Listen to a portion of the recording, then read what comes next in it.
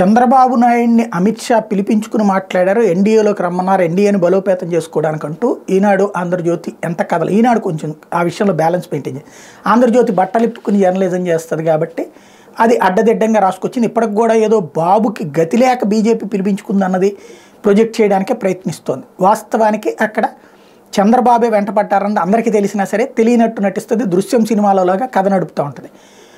అమిత్ షా ఈ సందర్భంగా అసలు బాబు వ్యవహారానికి సంబంధించి అసలు విషయం చెప్పారు.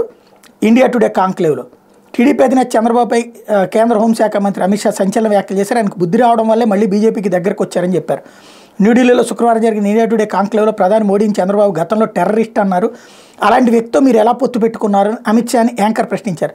దానికి అమిత్ షా జవాబిస్తూ ప్రధాని మోడీని చంద్రబాబు టెర్రరిస్ట్ అని ఎన్డీఏ నుంచి వెళ్ళిపోయారు. మేము ఆయన వెళ్ళమనలేదు, ఆయన వెళ్ళిపోయారు, ఎన్నికల్లో ఓడిపోయారు. ఆ తర్వాత బాబుకు బుద్ధి వచ్చింది, మళ్ళీ మా వద్దకు వచ్చారు, తిరిగి ఎన్డీఏలో కలుస్తానన్నారు, దీంతో ఆయన కలుపుకున్నాం అంటూ అమిత్ షా చేసుకొచ్చినటువంటి వ్యాఖ్య ఇక్కడ కీలకం. ఒకసారి ఆయన ఏమన్నారో విందాం. बीजेपी अलग अलग अलायंसेस कर रही है. ऐसे दोस्त जो बिछड़ गए थे वो वापस आ रहे हैं. उस पे मैं थोड़ा वक्त बिताना चाहता हूँ.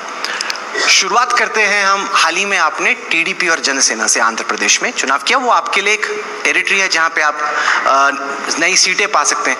लेकिन चंद्रबाबू नायडू ने तो प्रधानमंत्री को हार्डकोर टेररिस्ट कहा था. अब उसके बाद आपने अलायंस कर लिया, इसको थोड़ा एक्सप्लेन कीजिए. देखिए, चंद्रबाबू जी को अलायंस से हमने नहीं निकाला था.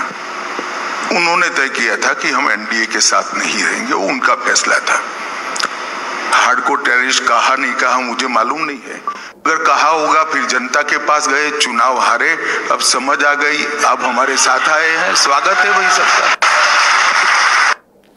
ఇది పరిస్థితి. ఆయన పశ్చాత్తాపంతో వచ్చారు కాబట్టి చేర్చుకున్నాం తప్పించి మరేమీ లేదు అన్నటువంటి విషయాన్ని అమిత్ షా చెప్పడం అన్నటువంటిది కీలకం.